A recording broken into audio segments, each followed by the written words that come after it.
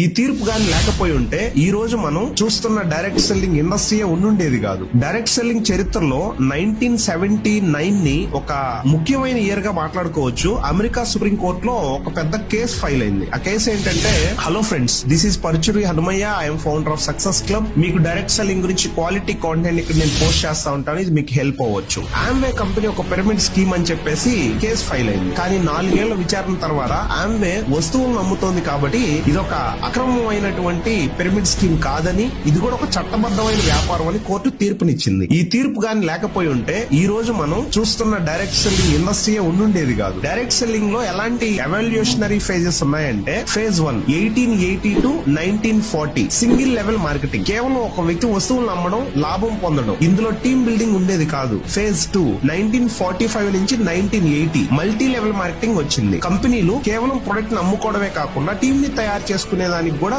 ఒక marketing plan ని, incentive system ని తీసుకొచ్చినాయి. అలా మొదలైంది multi level marketing. Phase 3 1990 2010 globalization. Internet వచ్చిన తర్వాత జనాలకి ఇంకా ఇది బాగా అర్థమయ్యి డైరెక్ట్ సెల్లింగ్ సరిహద్దులు దాటి దేశాల నుంచి విదేశాలకు మారిపోయింది. అలా ఇంటి నుంచే వేరే వేరే కంట్రీస్ ప్రొడక్ట్ ని ప్రమోట్ చేయడం స్టార్ట్ చేశారు. ఫేజ్ 4 2020 నుంచి ప్రెసెంట్ కి డిజిటల్ అండ్ సోషల్ సెల్లింగ్. ఇప్పుడు మీటింగ్లు పెట్టాల్సిన అవసరం లేదు, ఎక్కడ ఎవరిని డైరెక్ట్ గా వెళ్ళి కలవాల్సిన అవసరం లేదు. Video calls, audio calls, Instagram, WhatsApp, YouTube ద్వారా ప్రొడక్ట్ ని ప్రమోట్ చేసుకుంటూ కొన్ని వేల మందికి రీచ్ అవుతున్నారు. ఇండియాలో డైరెక్ట్ సెల్లింగ్ కి ఒక మంచి బూమ్ క్రియేట్ అయింది ఎప్పుడంటే 2000 ఇయర్స్ టైమ్ లో. ఇండియన్ కంపెనీస్ బలంగా పుంజుకున్నాయి. ఇండియన్ కన్స్యూమర్స్ అవసరాలకు తగ్గట్టుగా అగ్రికల్చర్ ప్రొడక్ట్స్ కానీ, personal care product, health and wellness product ని తక్కువ ధరలో ఇండియన్ పీపుల్ మైండ్ సెట్ కి తగ్గట్టుగా కొన్ని Indian direct selling companies start అయ్యి బాగా ఫేమస్ అయ్యాయి. గ్రామీణ ప్రాంతాల్లో, రూరల్ ఏరియాస్ లో ఉన్న యూత్ కి కూడా ఒక ఆపర్చునిటీస్ ని క్రియేట్ చేశాయి. దీంట్లో మేజర్ గా product compensation plan means product మీద